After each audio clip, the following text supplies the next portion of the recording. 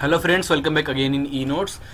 तो इससे पहले हमने पेल्टन व्हील के बारे में देखा, उसका एफिशिएंसी देखा, पूरा फॉर्मूलाज देखा कैसे निकालते हैं। ठीक है, एक्चुअली मेरा वीडियो ये मैं ऑलरेडी बना चुका था, प्रॉब्लम आ गई थी, क्या वीडियो लैग कर रहा था। तो ज़्यादातर मैं कोशिश करूँगा इसमें डबिंग करने की अच्छे से जैसे हो सके। ठीक है, सो स्टार्ट करते हैं थोड़ी देर में।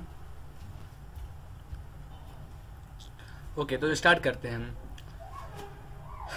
A Pelton wheel has a width supply rate of 5 meter per second, ठीक है, at a head of 255 metre.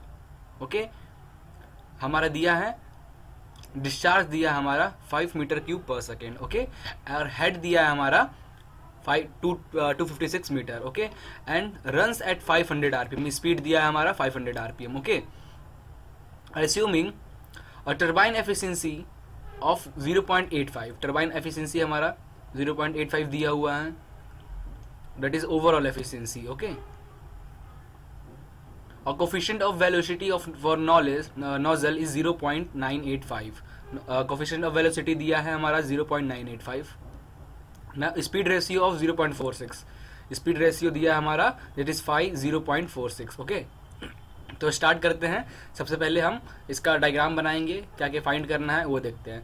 The power output that is P, power output जब P से डिनोट करते थे तो हमें पावर आउटपुट P।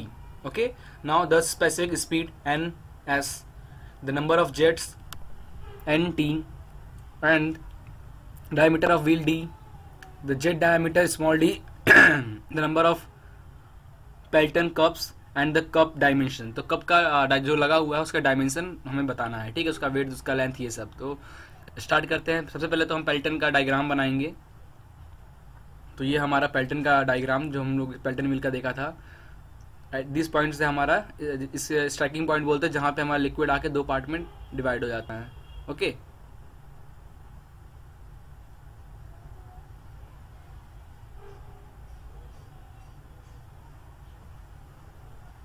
ये हमारा W है, ठीक है, that is VR1, V1 and VW1। नीचे व्हील वेलोसिटी, ये हमारा आउटलेट VR2, V2, VF2, ये VW2, U2। ठीक है, ये सब हमारा आउटलेट पे दिया है, इनलेट पे दिया है। सबसे पहले हम पावर कैलकुलेट करेंगे एट पॉइंट। ठीक है, तो पावर के लिए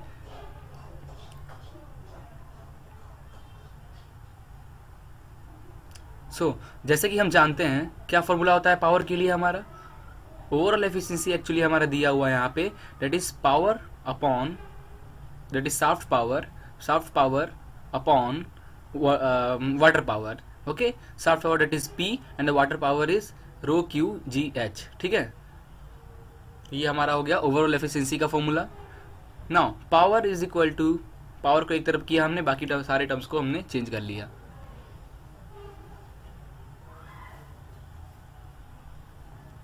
ओके, किलोवाट में है इसलिए 1000 से हमने डिवाइड किया यहाँ पे।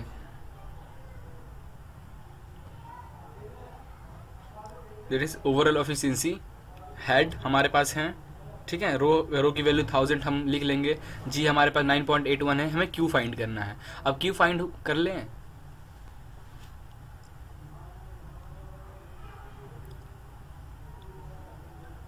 सो डिस्चार्ज हमें दिया हुआ है, therefore P is equal to,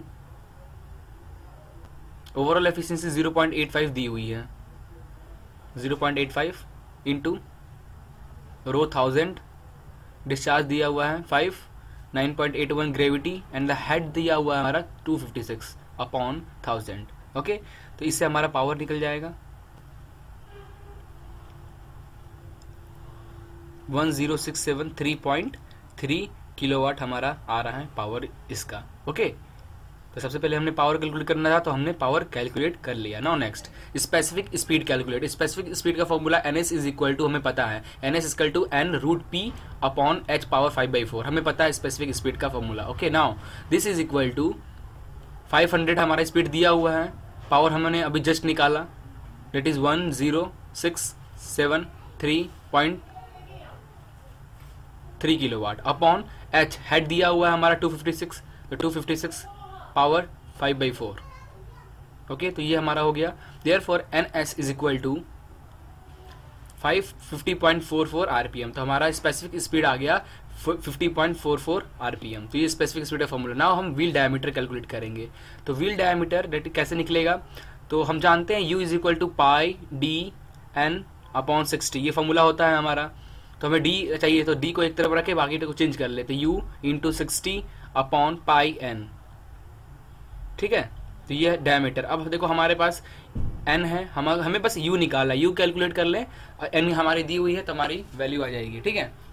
so U is equal to काई रूट 2GH, ये फॉर्मूला भी हमें पता है। हमारे पास H है, हमारे पास काई की वैल्यू है, तो हम कैलकुलेट कर लेंगे U। काई है हमारा 0.46, root 2G that is 9.81 into head 256, okay.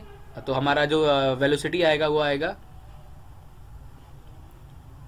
That is 32.6 meter per second, okay. हमारी U आ गया। अब U की वैल्यू को हम पुट कर देंगे इसमें।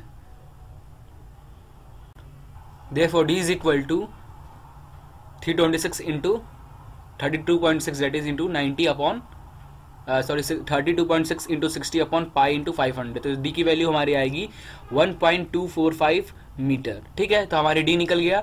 Now jet diameter that is small d, formula क्या होगा जेट डायमीटर के लिए,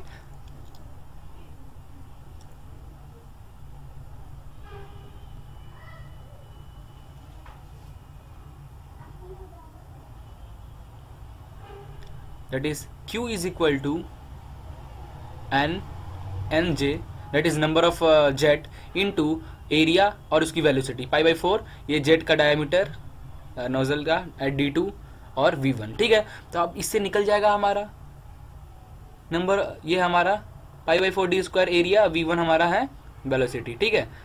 सो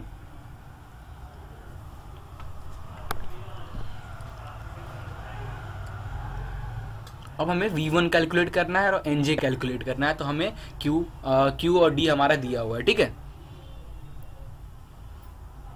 तो V1 कैलकुलेट करने का फॉर्मूला है that is V1 is equal to CV root 2GH, ठीक है। देयरफॉर V1 इज CV हमारा दिया हुआ है क्वेश्चन में गिवन, दैट इज 0.985 और root 2 into 9.81 into H that is हमारा है 256। Therefore V1 is equal to 69.8 meter per second. अब हमारा V1 कैलकुलेट हो गया, ठीक है। अब हमें NJ कैलकुलेट करना है। तो NJ कैसे निकलेगा, नंबर ऑफ जेट कैसे निकलेगा, इसके लिए फॉर्मूला हमारे पास क्या होगा दिस। तो number of specific speed upon this, specific speed का फॉर्मूला हमने पुट किया, ओके। तो हमारा ये निकल जाएगा, NJ की वैल्यू पुट कर देंगे, तो N specific speed upon specific speed of 1 jet, ठीक है। तो स्पेसिफिक स्पीड हमारा 50.44 आया था और 1 जेट के लिए स्पेसिफिक स्पीड हमारा 38.5 से 30 होता है पेल्टन व्हील के लिए स्पेसिफिक स्पीड। देयरफॉर हम यहाँ से 30 ले लेते हैं, ठीक है। तो 1 जेट के लिए हमने यहाँ पे स्पेसिफिक स्पीड ले लिया जिससे 1.68 आया। देयरफॉर 1.68 को हमने 2 अप्रोक्सीमेट लिया, तो नंबर ऑफ जेट हमारा 2। अब हमारे पास NJ है, ठीक है। हमारे पास π/4 d² है, V1 की वैल्यू हमें दी गई है जिससे D निकल जाएगा that is 0.2135 metre, okay.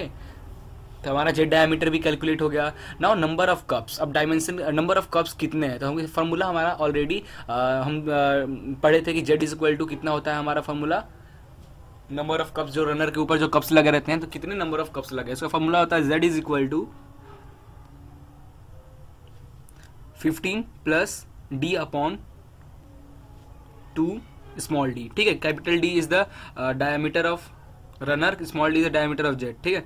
Now 15 plus 1.2 हमारा आया है डायमीटर, जेट डायमीटर हमारा आया हुआ है 0.2135, therefore 2 into 0.2135, therefore number of cup is equal to Z is equal to 17.91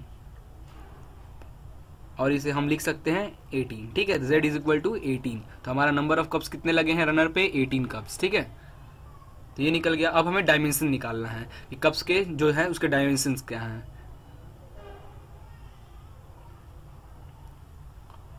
जैसे कि हमने फॉर्मूला पढ़ा था कि W that is width of bucket, L is equal to length of bucket, T is equal to depth of bucket, ठीक है। तो width of bucket 2.8 D से 4.0 D तक होता है, L length of bucket 2.4 D से 2.8 D, T depth of bucket that is 0.6d से 0.95d।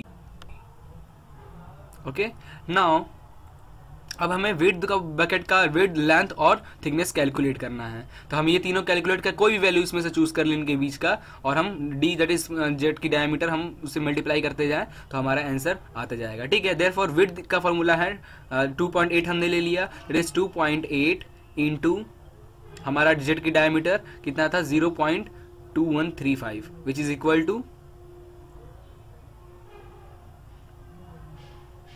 0.5978। ठीक है, तो ये विड्थ आ गया हमारा। Same to same length that is 2.4 into 0.2135 is equal to 0.5124, और डेप्थ के लिए 0.6 इंटू 0.2315 दैट इज 0.1281। ठीक है, तो ये हमारा विड्थ, लेंथ और डेप्थ कैलकुलेट हो गया। कप का डायमेंशन भी हमने कैलकुलेट कर लिया। ठीक है, तो आई थिंक आपको वीडियो पसंद आया होगा। फिर भी अगर कोई डाउट हो, डिस्क्रिप्शन में मेरी मेल आईडी दी हुई है, आप मुझे वहाँ पे कांटेक्ट कर सकते हो। So thank you for watching this video, please like and share it. Hello friends, welcome back again in e notes. तो इससे पहले हमने पेल्टन व्हील के बारे में देखा, उसका एफिशिएंसी देखा, पूरा फॉर्मूलाज देखा कैसे निकालते हैं। ठीक है, एक्चुअली मेरा वीडियो ये मैं ऑलरेडी बना चुका था, प्रॉब्लम आ गई थी क्या